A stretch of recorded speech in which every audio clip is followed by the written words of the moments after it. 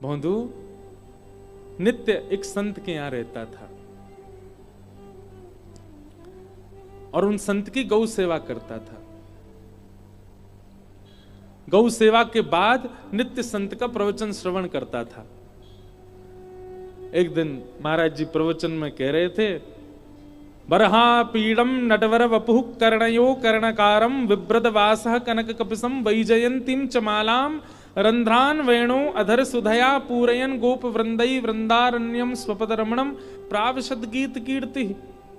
बंधुओं, ये श्रीमद् भागवत जी का बहुत सुंदर श्लोक है। इस श्लोक का चिंतन करके ठाकुर जी का प्रत्यक्ष दर्शन हो सकता है आपको। कोई व्यक्ति नित्य इस श्लोक को गाए और केवल गाए नहीं, जो जो शब्दावली हैं उनका चिंतन करे, बहुत सुंदर है। एक क्षण के लिए नेत्र बंद करो और सब लोग चिंतन करो। हमारे नाना जी जैसा चिंतन कराते तो वैसा हम कराएं। वरहा पीड़म नटवर वपुः, ठाकुर जी कैसे हैं? आपीड़ यानी कि मुकुट, मोर का टेढ़ा सा मुकुट ठाकुर जी ने अपने सिर के ऊपर धारण किया है। अच्छा, ठाकुर जी टेढ़ा मुकुट क्यों पहनते हैं? जहां जहां चरण परत प्यारी जू के, तहां तहां मन मेरो करत है छाऊरी। हमारे रसिक कह रहे हैं वृंदावन के, ठाकुर जी टेढ़ो मुकुट या हमारे पहने जब श्री जी के संग निकुंज में जामे ना, तो श्री ठाकुर जी अपने मुकुट को टेढ़ो करके श्री जी के चरणन के ऊपर छांव बना लें कि कहीं सूर्य को सीधो प्रकाश श्री जी के चरणन में नहीं चलो जाए। हमारी लाडली जी के चरण अति कोमल हैं।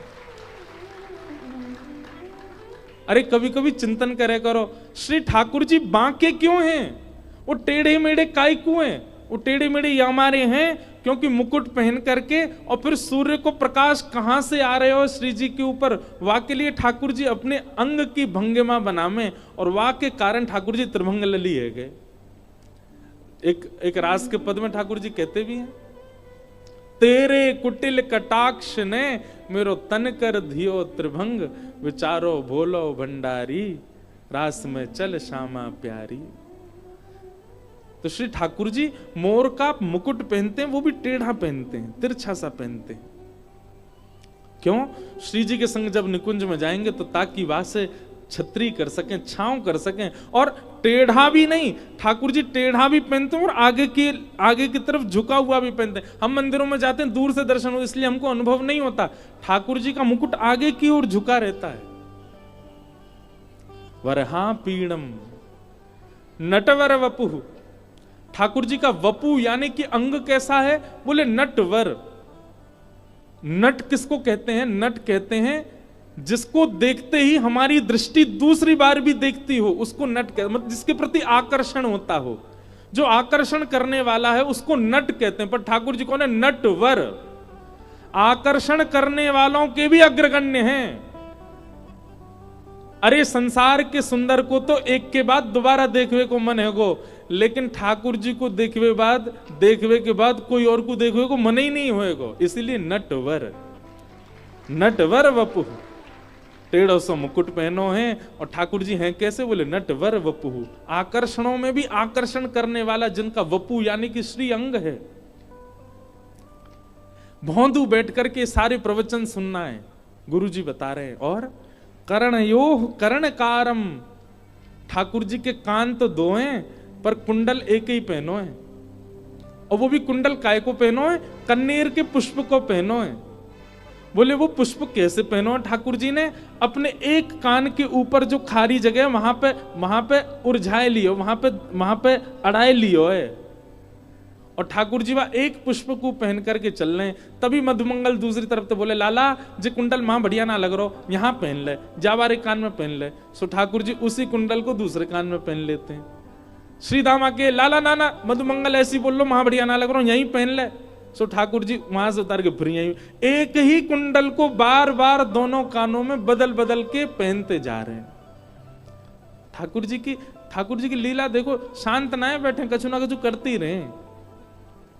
कर्णयोः कर्णकारम और विभ्रदवासः कनक कपिसम, ऐसी पीली पीतांबरी पहनी है महाराज कि जा पीली पीतांबरी को देख करके सूर्य भी अपने आप को बादल की ओट में छुपा रहे हो। क्यों? बोले भैया एक सूर्य घूम रहे हो पृथ्वी पर, मेरी आवश्यकता न है।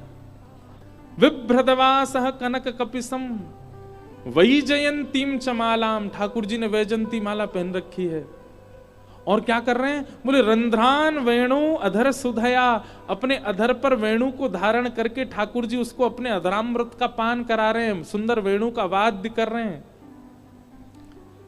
रंध्रान वेणु अधर सुधया पूरयन गोप वृंदई, गोप वृंदों के साथ में श्री ठाकुर जी मध्य में खड़े होकर के वेणु बजा रहे हैं।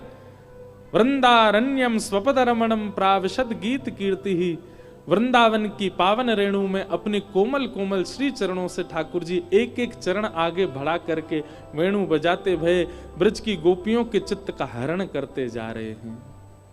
ठाकुर जी भांडीर वन से गैया चरा करके लौट रहे हैं। गौ धूली बेला को समय है, गौरज ठाकुर जी के श्री अंग पर कहीं कहीं लगी भई है। ऐसे बाल कृष्ण, आहा।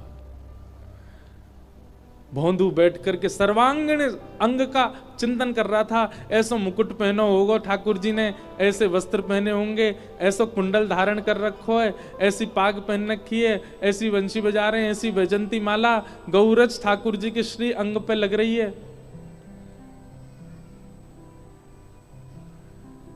तभी गुरु जी ने कही भांडीर वन से ठाकुर जी गैया चरा करके वापस वृंदावन आ रहे हैं। भोंदू के नेत्र खुल गए और नेत्र खोल करके उसने मन में विचार किया कि भांडीर वन तो मैं भी जाऊं रोज गैया चरावे, भांडीर वन तो मैं भी जाऊं, लेकिन मोए तो कभी कन्हैया मिले नहीं, मोए तो कभी श्याम सुंदर मिले नहीं। मन में विचार करने लगो भोंदू, अरे भोंदू तेने प्रयास ही नहीं कियो कभी खोजवे को, गैयान ने लेके जावे और ले जाके उनको चरवे छोड़ दे, खुद पेड़ के नीचे लेट जाए, तेने कभी ढूंढे ही ना। अरे ने कभी आंख घुमातो, ने कहीं दूर तक जाके देखतो। निश्चित ठाकुर जी आज भी, गुरु जी कह रहे इनकी बात में असत्यता नहीं हो सकती, निश्चित ठाकुर जी आज भी आते होंगे।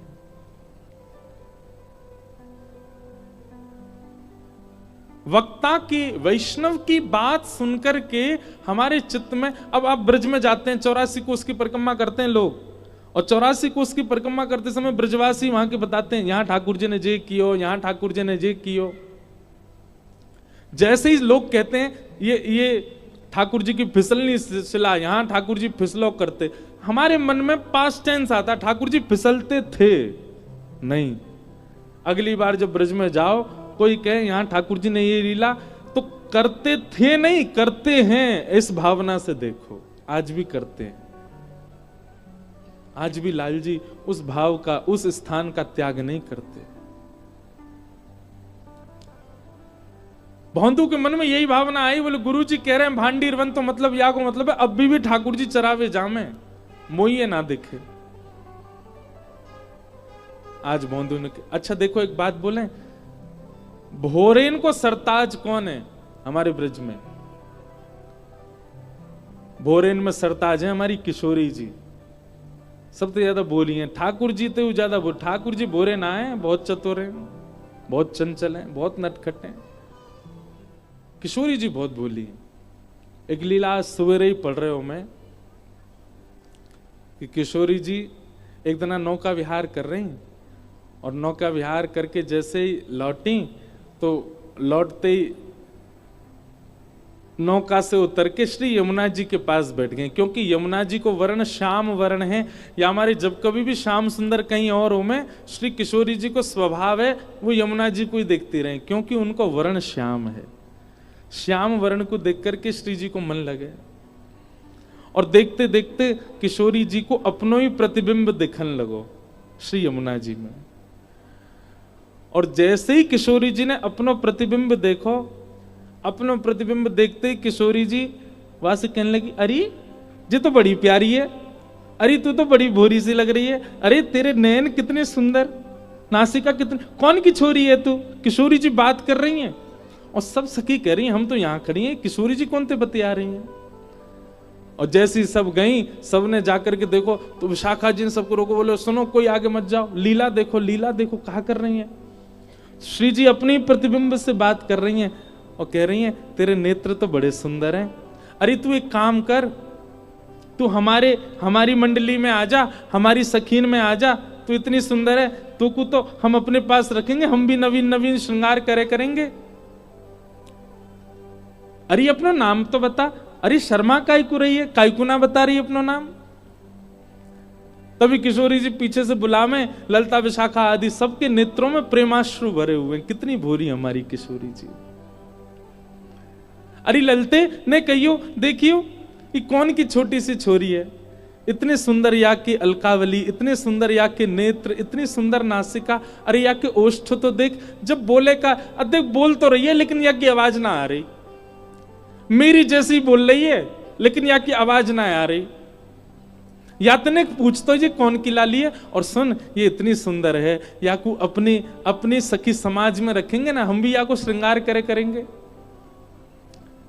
ललता विशाखा आदि सखियां सब जाकर के श्री किशोरी जी के चरणों में दंडवत हो जाती हैं, बार बार बलैया लेती हैं, हे श्यामाजू हम कब होंगी ऐसी, आपको जैसो स्वभाव है, आपको जैसो व्यवहार है, आपकी जैसी विचारधारा है, यही के कारण आप श्री श्याम सुंदर की अति प्रिय हो, क्योंकि आप बहुत भोली हो। भोरी नहीं है, भोरी की भी पराकाष्ठा होती हो ना, वैसी है हमारी किशोरी जी, वैसी हमारी लाडली जी। अपने प्रतिबिंब से बात कर रही हैं। कभी ठाकुर जी कोई मणि पहन करके आ जाएं तो श्री ठाकुर जी की वह मणि में अपने प्रतिबिंब को देख करके ठाकुर जी से नाराज हो जाए किशोरी जी। ठाकुर जी बोले काय बात को नाराज है गई, चरणन में गिरे, पाम पड़े, पाम दबा में, हे श्यामाजू काय को नाराज है गई हो, पूरा दिन कर गए और शाम को जाके किशोरी जी कहें आपने एक मणि पहनी है, वह मणि में मोती सुंदर एक गोपी दिख रही है मोए। तब लाल जी बोले ये आप तो सुंदर कोई और गोपी लाए जे आप ही हो। हे किशोरी जी इतनी भोरी हो कि अपने प्रतिबिंब को देख के खुद ही मोहित है जाए वहां पे, इतनी सीधी है हमारी श्री किशोरी जी।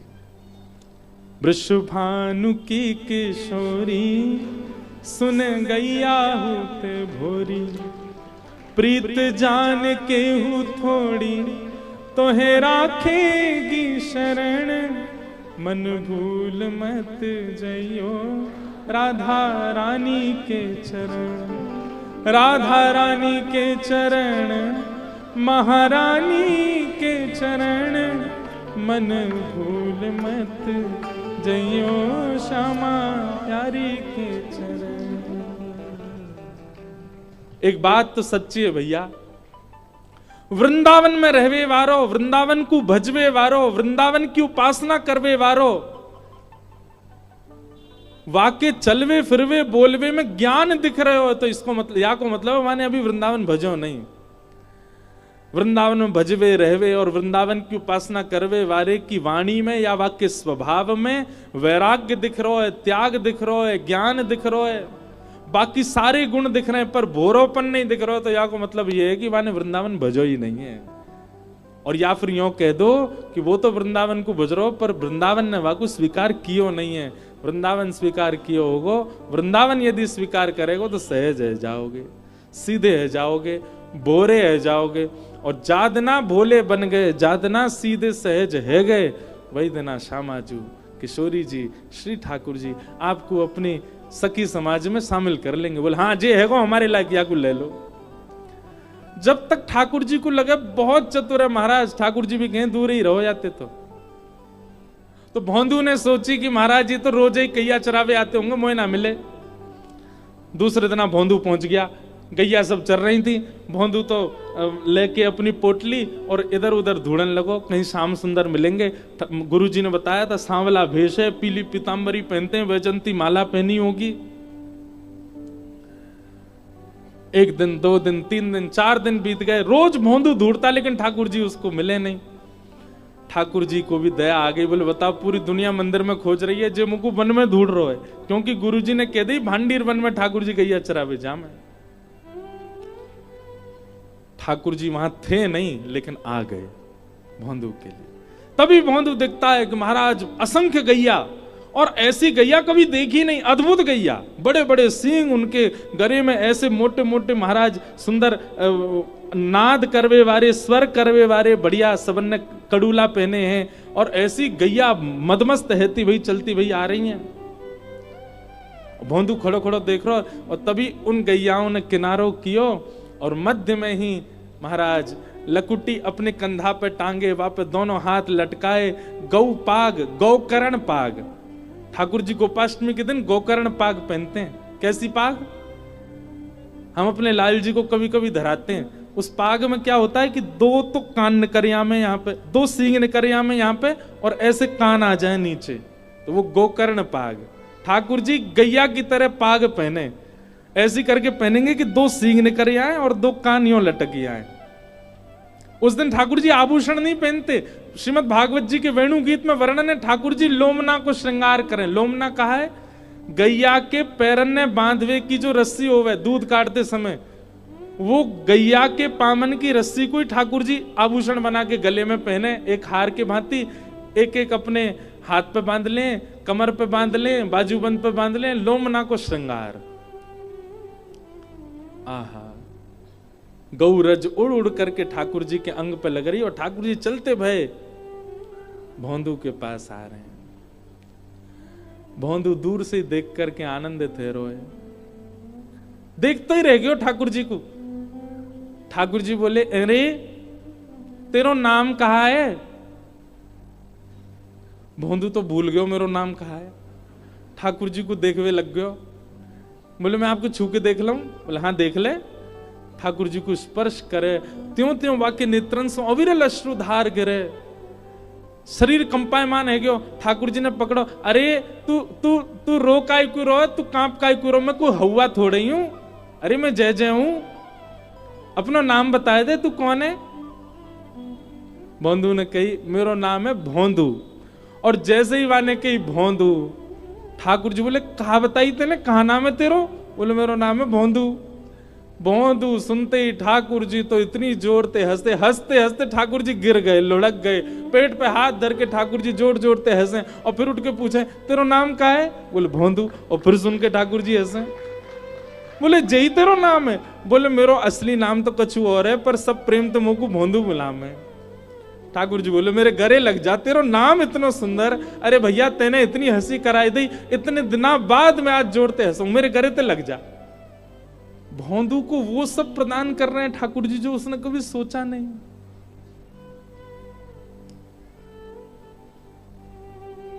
रूप माधुरी का दर्शन कर रहा है। एक पद हम गाते हैं, हरि जी हम कब होंगे ब्रजवासी, है ना, पर मेरा मन है, और मैं आज व्यास मंच पे ही भावना आ रही है, पर मैं कभी ना कभी ठाकुर जी के लिए एक पद ऐसे लिखूंगा जहां मैं ठाकुर जी से हम यूं कहें, ठाकुर जी हम कब होंगे भोंदू, हम कब होंगे सीधे, हम कब होंगे सीधे, हम कब होंगे वो सहज जैसे आपको हम भा जाएं।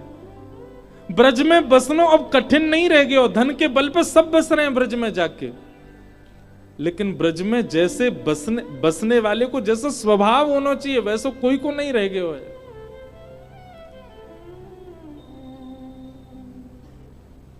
ठाकुर जी भोंदू को देख रहे हैं, नेत्रन में हंसी के कारण छोटे छोटे बिंदु आ गए ठाकुर जी के अश्रु के। ठाकुर जी पहुंच रहे हैं और कह रहे हैं, अरे बैठ जा भोंदू, आजा। अरे भैया कछू कहते रहो, नाम बहुत जोर को है, कौन ने धरो? बोले, मेरे गुरुजी और सब गौशाला के लोग मोकू भोंदू के हैं। ठाकुर जी बोले, वाह भैया तेने बड़ा आनंद किया, चल कछु लायो, चल मोकू कछु पवा दे। भोंदू बोलो, आप वही हो ना जिनके बारे में गुरुजी बताते हैं? ठाकुर जी बोले, तेरे गुरुजी कौन के बारे में बता, मोका पता, कहा बता मैं तेरे गुरुजी? बोले, गुरुजी बता मैं, आप सांवरे सांवरे से हो, मोर मुकुट पहनो, नंद बाबा के लाला हो ना आप? ठाकुर जी बोले, हाँ मैं नंद बाबा को लाला हूं। जसोदा जी आपकी मैया है ना? बोले, हाँ वो मैया है। अरे हमारे गुरुजी खूब बता मैं आपके बारे में। एक बार आपने मैया की एक मटकी फोड़ दी, मैया ने आपको उखलते बांध दियो ना? ठाकुर जी बोले, हम बे वही हूं मैं। आपने कालिया नाग के ऊपर एक बार नृत्य किया ना, जमुना जी ने कार के? बोले, हाँ मैं वही हूं। ठाकुर जी को भी इतना प्रिय लग रहा, कितना भोला है ये। अब बात ही बना तो रहेगो, कछु पवावेगो। बंधु बोला, हाँ मैं लाया हूं, 2 रोटी लाया हूं। रोटी खोल करके और महाराज बीच में गुड़ रख दियो, मिर्च रख दी। बोले, जय जय जय ही लाया हूं, आप पालो। अरे जी तो बहुत जोर को ला दे। ठाकुर जी महाराज भोंदू की वो रोटी लाई और वहां में गुड़ बीच में चुपड़ लियो और नेक नेक लेकर के ठाकुर जी प्रेम से पान लगे। एक रोटी पा गए, वो मुझे तो और भूख लग रही है, ला एक और दे दे। भोंदू बोलो जी मेरी है, 2 ही लेके आयो मैं। बोले तो दे दे, कहा जा रहा है, मैं भूखा रह जाऊंगा फिर। ठाकुर जी कह रहे ना दे दे, चल तू अब मां जाके खा लियो। अच्छा एक काम करो, आधी आधी खा लो। आधी ठाकुर जी को, आधी दही नहीं माने, भोंदू है बेचारो सीधो है। ठाकुर जी तो उसके चिंतन में चले गए, कितना भोला, कितना सीधा, कितना प्यारा। ए भोंदू देख हम भूखे रह गए, हमारी खुराक ज्यादा है, जसोदा मैया ये एक आध रोटी ना पवावे हमको, सबरी रोटी बना के सामने धर दे, लाला तेरो जितनो मनो पाले, बाकी के सब पूरा परिवार पालेगो। और वही विधा आज भी मंदिरों में प्रसाद की है, पूरी की पूरी कढ़ाई का भोग जाएगा ठाकुर जी के सामने। लाल जी जितनो आपकी रुचि हो आप पाओ, जो बच जाएगा बाकी सब लोग प्रसाद में ले लेंगे। भैया तू हमारे काजे ने ज्यादा सो प्रसाद लियो, हमें भूख ज्यादा लगे। भोंदू बोलो ठीक है जैसे कल ले आऊंगा। और भोंदू भी सहजता से चला ही गया। हम आप होते पकड़ लेते, ठाकुर जी चिपक जाते ठाकुर जी थे, पर यहाँ ठाकुर जी चले गए, भोंदू चलो गए। भोंदू ने किसी को आगे कुछ नहीं बताया, उसको लगा ये सब लोग मिलते ही हैं ठाकुर जी से, मुझे आज पहली बार मिले हैं। गुरुजी इतने अच्छे अच्छे वर्णन ठाकुर जी के करते हैं क्योंकि गुरुजी मिले होंगे उनसे, गुरुजी ने तो प्रत्यक्ष लीला देखी होंगी। मैं ही अभागा हूं, मोए इतने दिनों बाद दर्शन भये। भोंदू बैठा बैठा आज भी प्रवचन सुनना था और आज नेत्रों से आंसू गिर रहा है। क्यों? क्योंकि प्रवचन में गुरुजी जो सुना रहे हैं उनसे वो देख के मिल के आया है। अगले दिन भोंदू ने रसोई घर में जाकर के रसोईया देखे, हाँ भैया आज ने कछु ज्यादा सी रोटी दे दो, 5-6 रोटी दे दो। ए भोंदू तू इतने वर्षन ते 2 ही खावे, 5-6 लेके कहां जाएगो? अरे अब तुम्हें कहा बताऊं, वहां पे एक मेरे मित्र आमे, नंद जी के लाला, यशोदा मैया के लाला, बड़ी भूख लगे उनको, बहुत पेटू है, मेरी रोटी खा गए, कल आधी मिली मुझे, बस उनके काजे दे दो, उन्हें खवानो है। रसोईया बोलो तू गुरुजी से आज्ञा दिलवा दे तब देंगे। भोंदू गयो गुरुदेव के पास, गुरुजी प्रणाम। गुरुजी ने रसोईया तो कह दो आज मैं 6 रोटी दे देगो। बोले ए भोंदू तू 6 रोटी क्यों ले जा रहा है, तू तो 2 ही रोटी खावे। अरे गुरुजी मैं वही बात बता रहा हूं, महा श्याम सुंदर आमे, नंद नंदन आमे, जिनकी आप लीला सुना में। गुरुजी हैं तो बड़े प्यारे, जैसी आंख आप बताऊं बात ज्यादा सुंदर, मुस्कुरा में तो ऐसा लगा कि गुरुजी बस देखते ही रहो उनको, बहुत प्यारे हैं गुरुजी, पर बहुत पेटू हैं, बहुत खामे। कल मेरी सभी रोटी खा गए, वो तो मैं छीन लाया, आधी खा ली मैंने, नहीं तो भूखे ही रह जाता मैं। तो उनने मुझसे कही कि नहीं ज्यादा सी रोटी लाई, या हमारे 6 ले जा रहा हूं गुरुजी, आप आज्ञा दे दो। सरल व्यक्ति का एक स्वभाव बन जाता है कि वो झूठ बोलना नहीं जानता। एक सीधे व्यक्ति का एक स्वभाव, एक गुण उसके अंदर निर्मित हो जाता है कि उसको उससे झूठ दूर रहता है। फिर उससे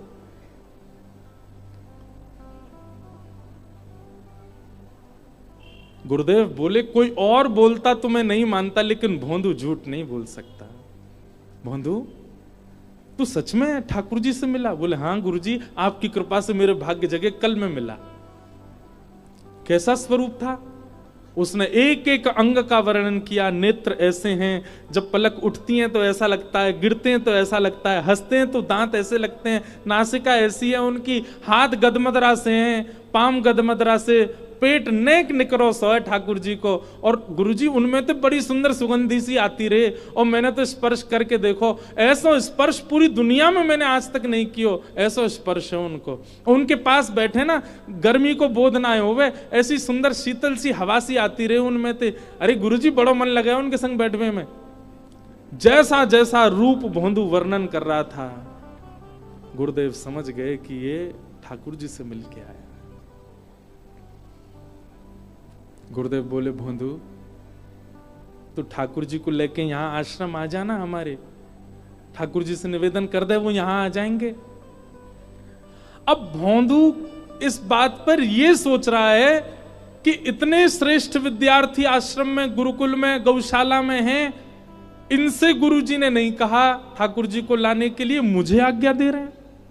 ठाकुर जी तो सबसे ही मिलते होंगे, गुरुजी चाहते तो किसी को भी आज्ञा दे देते, पर गुरुजी ने मुझको ही चुना। भोंदू तो सरल सहज इतना भावुक हो गया, बोले गुरुजी मैं लेके आऊं ठाकुर जी को? बोले हाँ तू लेके आ। बोले आप सच में चाहे कि मेरे साथ आवे वो? बोले हाँ तू ही लेके आ उनको। भोंदू बोलो जो आज्ञा गुरुदेव। अब तो इतना आनंद में निमग्न है करके भोंदू पहुंच गयो भांडीर वन। और भांडीर वन आज ने विलंब से पहुंचो, ठाकुर जी पहले ही बैठ गए वहां, पहले ही पहुंच के वहां पे इंतजार कर रहे हैं भोंदू को। भोंदू गयो, ठाकुर जी बोले आजा आजा। अरे कहा नाम बतायो तेने अपना? बोला मेरा नाम है भोंदू। ठाकुर जी फिर हंसने लगे, बोले आ तेरा नाम बहुत जोर को भैया, बैठ जा। कैसा है तू? बोले मैं बहुत बढ़िया हूं, आप कैसे हो? बोले रात भर तेरी याद आई मुझे कल, मैंने यशोदा मैया सो कही, नंद बाबा सो कही, सबन को बताई तेरे बारे में। तू आज रोटी लाया हो? बोले हाँ देखो कितनी सारी लाया हूं। पोटली खोल करके ठाकुर जी के आगे धर दी। ठाकुर जी तो बड़े आनंद में भर गए और रोटी उठा करके बीच में गुड़ धर के और वाकी पुंगी सी बनाए के ठाकुर जी प्रेम से पान लगे। भोंदू बोलो जय जय ठाकुर जी, आज पहली बार गुरुदेव ने मुझसे कछु काम की कही है और मैं चाहूं या काम को मैं भली भांति कर दूं। ठाकुर जी बोले कहा काम कहो? बोले गुरुजी मुझसे कह रहे हैं कि तू ठाकुर जी को लेके हमारे आश्रम आ जा। अब आप तो मेरे मित्र है गए हो, गुरुजी चाहते तो कोई भी शिष्य से कह देते, पर उनने मुंह को ये काम दियो पहली बार। आप कृपा करो ना, मेरे संग चलो ना गुरुदेव के आश्रम। ठाकुर जी रोटी खाते जा रहे हैं और बोल रहे हैं देख भोंदू तू जो कहेगा सब काम करेंगे हम, लेकिन जे गुरु जी बीच में मत लावे। तेरो मेरो संबंध है, तू मेरो सखा मैं तेरो सखा। गुरु जी आश्रम गैया इन सबन को दूर रख मोते। चरणों में गिर गए। बोले अरे जय जय, मैं तो आपको जानतो ही ना हो, मैं तो इतने दिन ते भांडीर वन आ रहा हो गैया चरावे, मैंने आपको कभी देखो ही ना है। सके आप मेरे बगल ते निकसे भी होंगे, पर मैं आपको जानतो ही ना हो तो मैं कैसे पहचान? वो तो गुरुजी ने मुंह को आपकी कथा सुनाई तभी तो मैं आपको जान पाया। जिन गुरुजी की कृपा से आप मुंह को मिले, उन गुरुजी की आज्ञा है, आपने चल दो ना मेरे संग। ठाकुर जी बोले चाहे जो हो भैया, हम तेरे गुरुजी तो ना मिलेंगे, तोते मिलेंगे बस। मोंदू बोलो नहीं मिलोगे गुरुजी ते? ठाकुर जी बोले नहीं मिलेंगे। अंतिम बार पूछ रहा हूं नहीं मिलोगे? ठाकुर जी बोले ना मिलेंगे ना मिलेंगे ना मिलेंगे, बस तोते मिलेंगे। भोंदू ने सबरी पोटली उठा ली। बोले तो फिर ये रोटी वो गुरुजी के घर की है, इन्हें मत खाओ। हाँ सबरी खत्म करते जा रहे हैं। ठाकुर जी बोले अरे तो रोटी तो खान दे ना, जो गुरुजी के आश्रम में बनी है जे कब खाओ। और पोटली सबरी बांध ली। ठाकुर जी के हाथ में 250 ग्रास बचो। भोंदू ने हाथ पकड़ के बोले जब वो छोड़ दो, जो गुरु जी को है दे दो। अरे तो जाए तो खान दे, ये तो आधो बचो ना ना ये दे दो। और लेके अपने मुंह में भर लियो, खा गए। अरे मैं कह रहा हूं हमारे गुरुजी ने मिलवाए हैं आप, हम और तुम उन्हीं के पास नहीं चलोगे? ठाकुर जी बोले भैया देख तू अब चाहे गुस्सा है जा, तेरे गुरुजी तो ना मिलेंगे, हम बस तो मिलेंगे। तो भोंदू बोला ठीक है, तो जा पेड़ ते या पेड़ तक, या कि पल्ली पार तुम्हारी है या इल्ली पार मेरी है। कल ते गैया चरावे आएंगे, इल्ली पार अगर तुम आए, पल्लंकू ही रही हो, उल्लंकू मत ही हो, नहीं तुम्हारी गैया ने लेके भाग जाऊंगा मैं। ठाकुर जी को धमकी दे रहा है। और सुनो आज ते आम पाम 100 साल की कट्टी, दूर नहीं हो मोते, मेरो कोई तुम्हारो संबंध ना, 2 दिना को सखत्व, हमारे गुरुजी को जो नहीं है बातें हमारो कोई संबंध नहीं। ठाकुर जी बोले तो जाने ना है हम जय जय हैं। बोले जय जय हो चाहे जो हो, हमारे गुरुजी ने मिलवाए, अगर चाहो कि मैं तुमसे मिलूं या बैठूं तो मेरे गुरुजी के पास चलो। ठाकुर जी बोले मैं तो नहीं जाऊंगा। ठीक है मैं जा रहा हूं। और अपनी गैयान ने घेर के महाराज भोंदू तो चल पड़ो। ठाकुर जी कह रहे हैं ए भोंदू, भोंदू नहीं पीछे मुड़ के भी देख रहा। दूसरी बार बोले ठाकुर जी भोंदू, अरे नहीं देख तो ले। भोंदू नहीं देख रहा। जब तीसरी बार ठाकुर जी ने कही भोंदू, जब भोंदू ने अब भी नहीं देखा, तो जिस प्रकार कोई व्यक्ति अपने प्रियतमा के लिए व्याकुल हो जाता है, ऐसे श्री ठाकुर जी भोंदू के लिए व्याकुल हो गए। अरे जी देखे ही ना रो, जी पलटे ही ना रो। ठाकुर जी को लगी नेक दूर जाके आ जाएगा, लेकिन भोंदू नहीं लौटो। चलते ही चलोगे, चलते ही चलोगे। थोड़ी दूर तक भोंदू दिखो। जैसे ही भोंदू दिखनो बंद भयो, ठाकुर जी अपने आप को रोक नहीं पाए, नेत्रन में अश्रु भर आए और महाराज चौकड़ी मार के दौड़े ठाकुर जी। अरे भोंदू रुक जा, अरे भोंदू नेक रुक जा, अरे तू जो कहेगो सो करेंगे, तू कहेगो तेरे गुरुजी के यहाँ जाएंगे, वहीं बस जाएंगे, लेकिन तुम होते दूर मत जाए भैया, मुंह को संग लेके चल। और ठाकुर जी दौड़ करके गए और भोंदू की कमर पे जाकर के लद गए पीछे, और लद करके बोले चल ले चल अपने गुरुजी के पास, चल के आमे, तेरे गुरुजी तो मिल के आवेंगे। गैयान के बीच में कैसी सुंदर छवि है। पत्रो दुबरो सो भोंदू और श्याम सलोने नंद नंदन वाकी पद्दी पे चढ़े हुए पीछे पीछे ते ऐसे हाथ दे करके दोनों पाम ठाकुर जी के यूं हाथ में उठा रखे और भोंदू लेकर के ठाकुर जी को अपने आश्रम आ रहे है। गुरु जी ने देखी गैया आ गई। गुरु जी द्वार पे आके खड़े गए और जैसे ही गैया आती गई तभी ऐसा दृश्य देखो, भोंदू की पद्दी पर श्री ठाकुर जी साक्षात नंद नंदन मंद मंद मुस्कुराते भय, वाक्य कान में कचू खाना पूसी करते भय आ रहे हैं। भोंदू तो कह रहे हैं जाइए तेरो गुरु, जाके कारण तू मोह छोड़ के भाग रहो, दारी के अबड़ी उड़ा दूंगा मैं, जाके कारण तू मोह छोड़ रहो। नहीं गुरु जी, हमारे गुरु जी बड़े भोरे हैं, इनको दर्शन देते हो। ठाकुर जी को देख करके गुरु जी तो वहीं मूर्छित हो गए, उनको विश्वास ही नहीं हुआ कि ठाकुर जी आ गए। भोंदू ने गोद में उठा लिए, जल को छिड़काव किया और जल को छिड़काव करके जैसे ही पुनः गुरु जी के नेत्र खुले, नंद नंदन सामने खड़े हैं, बाकी अदा से मंद मंद मुस्कुरा रहे हैं। भोंदू जैसे ही गुरु जी खड़े हुए, भोंदू खड़ा हुआ, ठाकुर जी ने खींच के भोंदू अपने ऐसे गले में गलवैया डाले खड़े गए। गुरुदेव ने भोंदू को प्रणाम किया। पहले भोंदू बोलो जी कहां कर रहे हो गुरु जी?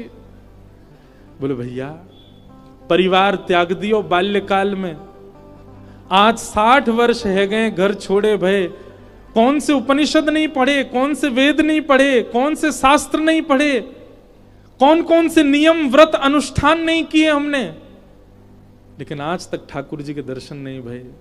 धन्य है भोंदू तेरो ये भोलोपन, तेरो ये सीधोपन, तेरी ये सरल भाव, तेरी ये सहजता, जैसे आज साक्षात त्रिलोकीनाथ तेरे कंधा पे चढ़ के आए। ऐसा सुख तो कोई ज्ञानी को भी ना दे में ठाकुर जी जैसा तू को दियो है। ठाकुर जी के सामने भोंदू को प्रणाम कियो, अंत में ठाकुर जी को प्रणाम कियो। ठाकुर जी बोले गुरुदेव जा भोंदू को हम हमेशा के काजे लेवे आए हैं। और ठाकुर जी ने भोंदू के गले में गलवैया डाली और देकर के ठाकुर जी अपनी श्री निकुंज में भोंदू को लेकर के वहां से प्रस्थान कर गए। बोलो भक्तवत्सल भगवान की।